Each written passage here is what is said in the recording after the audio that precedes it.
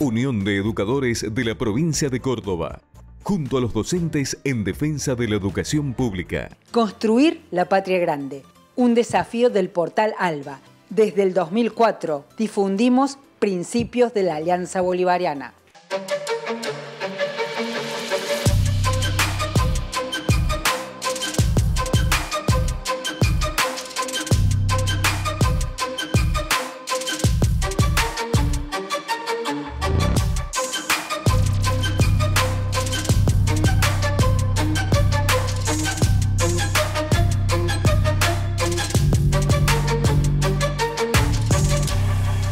Muy bienvenidos a una nueva edición de Principio Activo Salud y Sociedad. Este espacio que cada semana les proponemos para pensar de forma colectiva, para tratar de construir respuestas colectivas a las preguntas que necesitamos hacernos para definir un camino. Porque no podemos tener respuestas si no nos hacemos las preguntas. Y muchas veces se nos pasa por alto que definir las preguntas es central para definir los caminos. Hoy les proponemos un programa con interrogantes que trataremos de discernir o por lo menos escuchar respuestas de invitados muy especiales. Para hablar de trabajo, que es algo central en lo que es la construcción de una sociedad justa para todos los que trabajamos, entrevistamos a Mayra Arena. Ella es politóloga, es una laburante, como le gusta definirse, y también se define como militante. Mediáticamente conocida porque le gusta ir al hueso en definiciones y no le molesta ser políticamente incorrecta a la hora de decir lo que piensa. Hablar de trabajo hoy es fundamental. Generalmente tenemos aspiraciones de que nuestro trabajo sea el espacio de desarrollo profesional y digno que nos permita vivir con cierta tranquilidad. Pero la realidad es que eso a los trabajadores registrados no les está pasando, que además hay un gran porcentaje de trabajador que es emprendedor, que por ahí no se autopercibe trabajador, pero lo es. Y cómo interviene el Estado. Varios de estos interrogantes en diálogo exclusivo con Mayra Arena. Lo compartimos. ¿Cómo ves vos el tema del emprendedurismo y de la organización de la economía popular como una pata que está invisibilizada a la hora de buscar y de visualizar soluciones? Porque es el Estado o el privado, y acá hay como un tercer sector que es absolutamente poderoso y está invisibilizado. Y creo que es poderoso en el tema, no solamente la capacidad de gestionar respuestas directas en lo económico, sino que yo hasta tengo la esperanza, capaz ilusoria, de que tenga otra concepción ideológica que esté más vinculada a la identidad popular, nacional, más arraigada en el territorio. No sé cómo lo ves vos, cuál es tu experiencia, cuál es tu opinión. Para mí, digamos, el verdadero Estado transformador es el que toma las políticas que haya que tomar para que el sector privado esté fuerte.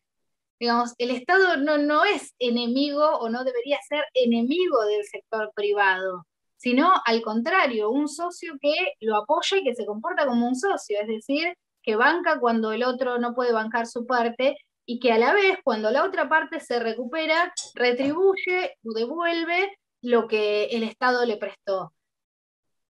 En mi opinión, el Estado debería reconciliarse con el sector privado, desde lo discursivo y desde lo político.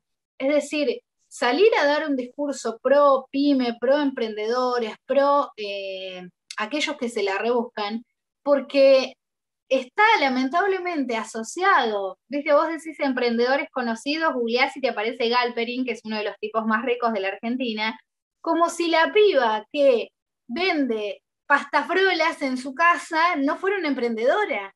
Claro. En realidad el emprendedurismo es ese rebusque en el que caemos o terminamos muchos de los que alguna vez tuvimos un trabajo formal y después no lo tuvimos más y no nos quedó nuestra que inventarnos nuestro propio trabajo mientras encontrábamos otro formal, que eso muchas veces no ocurre nunca más, entonces te convertís en un emprendedor. Hay una idea, ¿viste? De como que emprender decís emprender y estás hablando de otro sector, cuando en realidad es el sector más laburante, más desprotegido, más olvidado, nadie le habla, y yo creo que el Estado tiene que reconciliarse con ese sector, tiene que apoyarlo, porque además el mundo va inevitablemente hacia ese lugar, porque los trabajos industriales masivos se van terminando, porque las industrias cada vez robotizan más sus operaciones, porque todo se va automatizando, entonces las personas van quedando sin los empleos típicos. El mundo tiende al cuentapropismo, entonces vamos a tener que pensar nuevas maneras de que ese cuentapropismo sea digno, de que ser monotributista no sea sinónimo de ser el último escalafón del tarro y de solo pagar y no recibir nunca nada como contraprestación, sino que al contrario, el Estado se acuerde de que hay un enorme porcentaje de su población que no trabaja para las empresas, que no trabaja para el Estado y que emprende, que se la rebusca, que se mueve y que trabaja todos los días. Entonces, hemos avanzado en reconocer el trabajo histórico de las mujeres que fueron amas de casa, que se sacrificaron toda la vida para criar a sus hijos, para que sus compañeros trabajen, o que ellas mismas han trabajado en negro o en cosas que no son reconocidas como trabajo, y me parece fantástico. Bueno, es momento de reconocer que los emprendedores son trabajadores, que son laburantes y merecen tantos derechos como el resto de los laburantes. Por lo tanto, tienen que acceder a una jubilación digna, tienen que tener una buena obra social, hasta te diría beneficios de trabajador, de tener un cierto hotel, de tener ciertos convenios, de tener esos derechos que hemos peleado tanto para que los trabajadores de los privados y de los públicos los tengan, y que hoy hay un grueso enorme que no están ni en un sector ni en el otro, pero que no dejan de ser laburantes, al contrario, empujan todos los días por esta maquinita que es la economía argentina, y que merecen tener acceso a una parte de los beneficios, del consumo, de los privilegios, de la parte linda precisamente de ser trabajador, que es tener acceso a las retribuciones que eso genera. Se me prendieron como un par de luces de alarma con respecto al cuentapropismo. Si eso no tenemos como el riesgo de caer en una cuestión individualista que nos aleja de gestionar respuestas colectivas como se producen a través de los sindicatos. Hay toda una lógica de la CTA de promover, digamos, la sindicalización de los trabajadores no formales. ¿Está ese riesgo? ¿Hay una cuestión cultural que el cuentapropista se siente menos trabajador y más clase media, que tiene menos pensamiento colectivo solidario? ¿Vos cómo lo ves? Bueno, no puede ser aplicable a todos los sectores porque, como te decía, hay emprendedores en todas las áreas, desde la más bajita hasta la más alta. Sí te voy a dar un ejemplo concreto, que lo hablaba ayer con un amigo. Por ejemplo, hoy en día los informáticos son muy bien pagos. Sí. Muy bien pagos. Es un trabajo muy demandado, y al haber poca demanda, poca oferta, o sea, pocos profesionales, es muy bien pago. Obviamente hoy ganan muy bien, pero con la cantidad de gente que se está avivando de estudiar programación, dentro de 5 o 10 años, ese laburo va a ser un laburo más. Pasó hace 20 años con los de seguridad e higiene. Hace 20 años, cuando fue lo de Cromañón, que cambió la ley en la Argentina, todos los lugares tuvieron que empezar a tener expertos o técnicos, por lo menos en seguridad e higiene. Entonces, vos hacías el curso de seguridad e higiene y la pegabas en una empresa. Era como algo que después todo el mundo hizo ese curso, todo el mundo pasó y nada, bajó. O sea, llega un momento que el mercado se llena y ya está, bajan los sueldos, baja la demanda, baja todo. Yo creo que en algún momento les va a pasar a los informáticos que sus salarios van a dejar de ser tan altos, porque van a volverse los nuevos técnicos de ese momento, digamos, ya van a dejar de ser trabajadores de cierta jerarquía y se va a popularizar. Y lamentablemente quizás sea ahí cuando piensan en hacer un sindicato, si lo hicieran ahora, que están fuertes, que están con excelentes niveles de ingreso, podrían construir más poder y podrían construir muchas más cosas, digamos, capitalizar esos ingresos altísimos que están teniendo, y todos sabemos que cuando eso se reúne y se vuelve a redistribuir entre los propios beneficiarios, entre los propios informáticos, bueno, podrían acceder a un montón de derechos que luchándolos en conjunto no los obtienen y no los obtendrían por separado. Pero como vos decís, hay un tema de clase. Cuando las personas suelen ganar bien, quizás es probable que tengan la tendencia a no desear esto de estar sindicalizadas, esto de estar en convenios colectivos, porque eso se asocia más a la pobreza, a los bajos recursos. Un error cultural e histórico gravísimo, porque nuestro país se ha fortalecido históricamente con las grandes asociaciones. Las asociaciones italianas de socorros mutuos, por ejemplo, cuando venían los inmigrantes y acá no tenían a nadie, entonces buscaban a otros italianos y formaban esas asociaciones para contarse sus problemas, para tener un espacio, para tener una obra social. Bueno, siempre en conjunto lográs mucho más de lo que lograrías individualmente. Lamentablemente tenemos un pensamiento colectivo o un inconsciente colectivo de sectores medios, por lo general, que asocia todo lo que sea sindicalismo, derechos, todo con algo malo, con la vagancia, con corrupción, con pérdida de dinero incluso. Y la verdad es que es una pena, es una pena. Tenemos que revisar por qué ha ocurrido, pero también tenemos que trabajar para revertirlo, desde el sector público y desde el sector privado, siempre en conjunto, porque es la única manera de lograr que estos avances, por ejemplo, que tanta gente sea informática y que gane bien, que no se vaya por una canaleta. Porque en Argentina tenemos una economía que es muy fluctuante. Entonces, hoy ganas muy bien, pero dentro de 10 años viene una crisis y te lleva puesto. Y ahí te quiero ver, ¿viste? Si no tenés ese colchoncito, esa seguridad, ese respaldo, que para mí tiene que ser reivindicado. Lamentablemente es una gran puja. Pasa en varios sectores profesionales, dije informáticos por decir, pero tengo entendido que los médicos, ¿viste? También tienen como conflicto, los ingenieros, profesiones de clases medias que vienen de clases medias y que miran con cierta sospecha a esa forma de economía que es la sindicalización. Esperamos que estos conceptos que compartimos con Mayra Arena hayan sido de utilidad para que nos quedemos pensando también en casa y con nuestros pares. En el segundo bloque de Principio Activo Salud y Sociedad vamos a compartir lo que tiene que ver con el lenguaje y la construcción de la identidad con Mela Bosch. Los esperamos. Unión de Educadores de la Provincia de Córdoba, junto a los docentes en defensa de la educación pública. Obra social del personal de la industria gráfica de la provincia de Córdoba. Defendemos el sistema solidario de atención de la salud. La salud es un derecho, no un negocio. Tengo una propuesta súper interesante para ustedes. Carnes Vikingo, la mejor carne de las Sierras Chicas. Si vas por la E53, una parada obligada.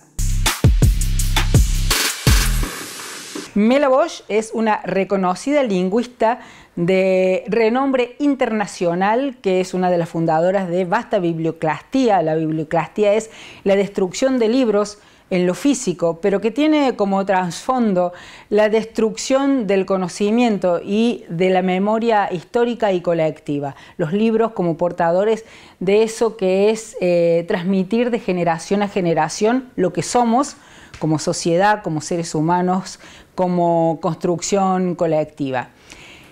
Con ella, como lingüista, abordamos un tema que nos parece central, el lenguaje como espacio de construcción de identidad.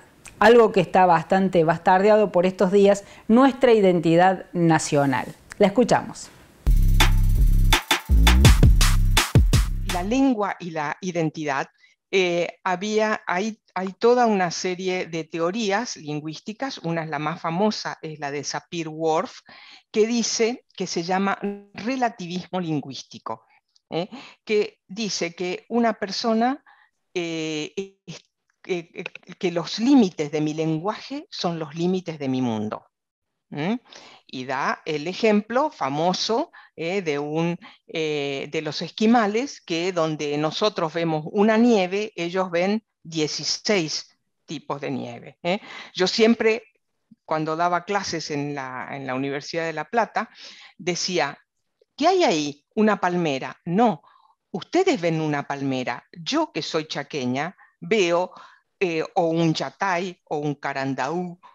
Voy a ver una gran variedad, porque mi conocimiento me permite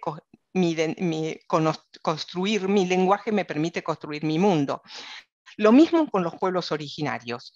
Los pueblos originarios tienen un gran conocimiento de su ambiente, y eso forma parte de su identidad, porque lo que yo conozco del mundo es lo que yo soy en el mundo. Esa es la teoría más extrema que nos del relativismo lingüístico.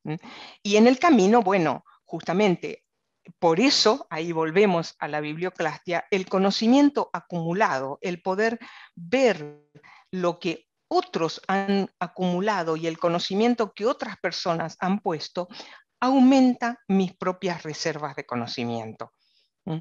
La identidad está profundamente ligada al conocimiento que yo puedo tener del mundo que me rodea.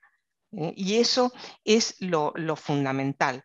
Por eso, cuando alguien cambia de país o cambia de provincia, porque la migración a veces se produce hasta de un barrio a otro, está haciendo un cambio en su identidad de alguna forma.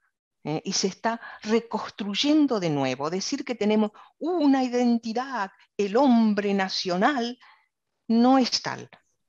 Somos múltiples identidades, múltiples diversidades, inclusive a lo largo de nuestra propia vida. Vamos construyéndonos diferentemente en esos momentos. Decir que hay una identidad, bueno, hay personas que sí, probablemente antes, cuando una persona vivía toda la vida en una misma casa, iba al mismo trabajo, pero la enorme movilidad que tenemos ahora hace que tengamos una especie de identidad más fluida. Por eso había un filósofo que hablaba de identidad líquida. Sí. Yo no llego a ese extremo, yo hablo de fluidez y de diversidad. Me parece que es la parte más interesante. Nuestra idea es llevar adelante la visibilización de los alcances de la biblioclastia, que la gente, las personas entiendan que hay conductas, que hay políticas, que hay dispositivos que conllevan oscurantismo, porque lo contrario de la biblioclastia es el oscurantismo, nada más. Nosotros por eso también hicimos una proclama que invitamos a firmar. Hay una gran cantidad de personas que han firmado esta proclama, donde decimos todo lo que es hoy en el siglo XXI la biblioclastia. Hemos hecho talleres para identificar las acciones macro y micro biblioclastias. Hicimos también un encuentro por la memoria con de las bibliotecas que están recuperando la memoria y los libros que han sido prohibidos por la dictadura. Y también ahora, dentro de muy poco, vamos a dictar un seminario. Dictar es una forma tradicional de decirlo, porque vamos a hacer un trabajo colectivo para justamente trabajar con el tema de biblioclastia, pero en extensión universitaria, dirigida a la comunidad en general, y encontrar formas muy activas de pensar el acceso equitativo al conocimiento y pensar la biblioclastia, inclusive ver las formas de oscurantismo que tenemos en el siglo XXI. Nos pareció Súper interesante el aporte de Mela Bosch en un trabajo profundo que hace con un grupo de reconocidos profesionales también en nuestra Córdoba. Les dejo el link de Basta Biblioclastía para que chusmeen ahí y si tienen interés también se pueda sumar a esta movida. En el próximo bloque, último de este programa, con Leonel Dosa de Mendoza hablamos de locura. ¿Quién no está un poco loco? No te lo pierdas.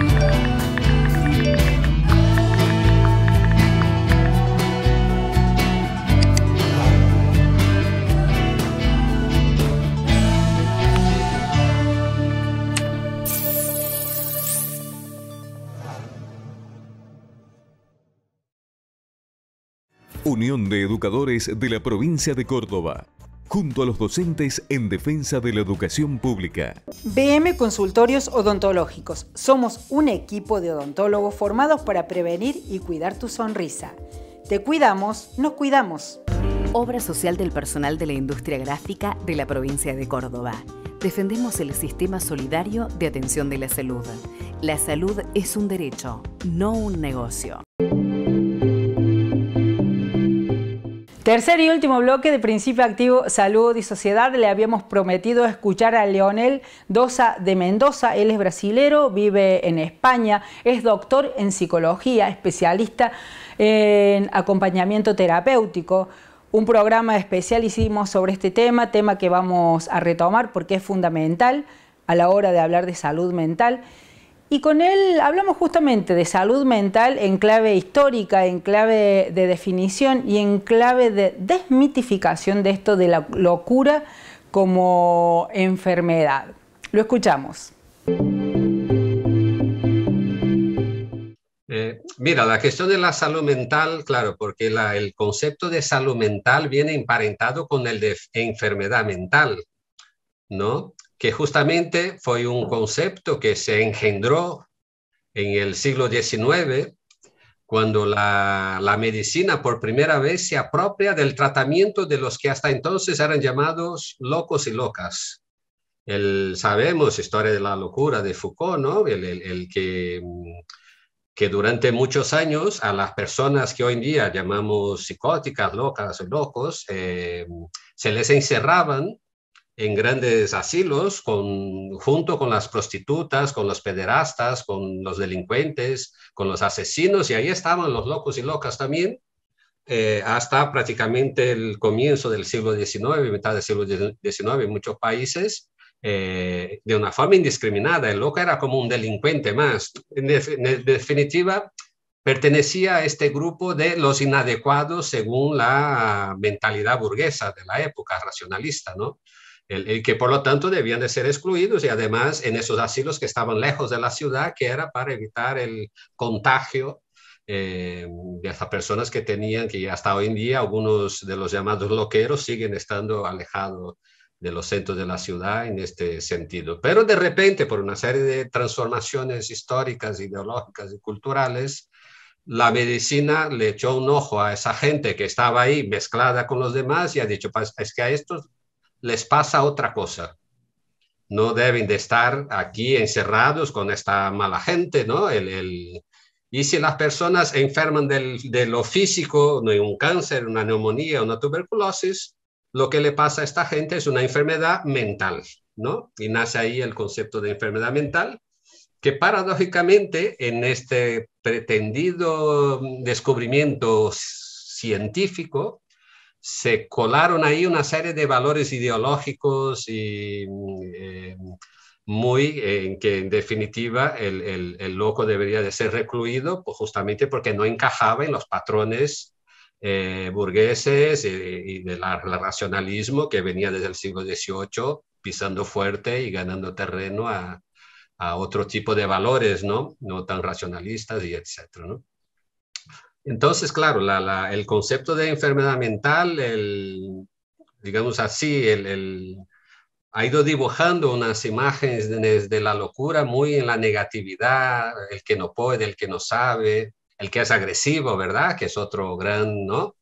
Cuando estadísticamente sabemos que las personas que no tenemos diagnóstico psiquiátrico somos más violentas que las personas con diagnóstico psiquiátrico.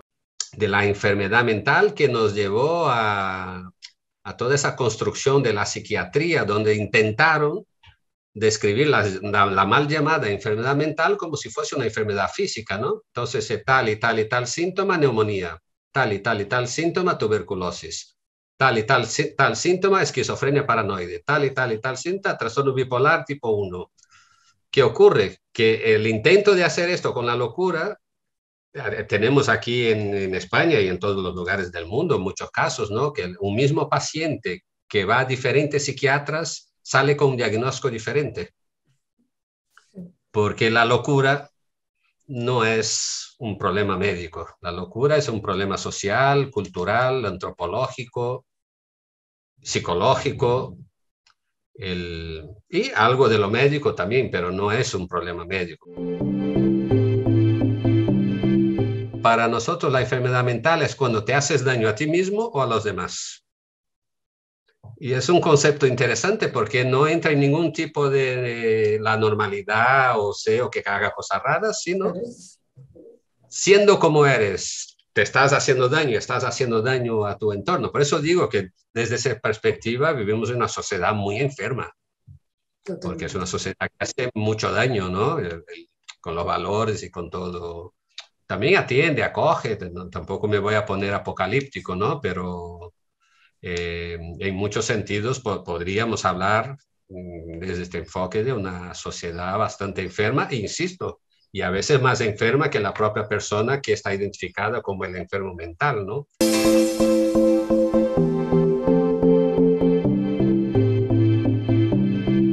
Hoy hablamos de trabajo, de salud mental, de cultura a través de lo que es la construcción de la identidad a través del lenguaje, temas que nos parecen centrales para seguir sosteniendo las preguntas y a veces nos genera ansiedad no tener las respuestas y las respuestas siempre tienen que ser construcciones colectivas y la construcción colectiva tiene como protagonista principal al pueblo. Por eso quería compartirles esta frase de Raúl Scalabrini Ortiz, escrita en el 1931, pero que sigue teniendo una vigencia extraordinaria hoy.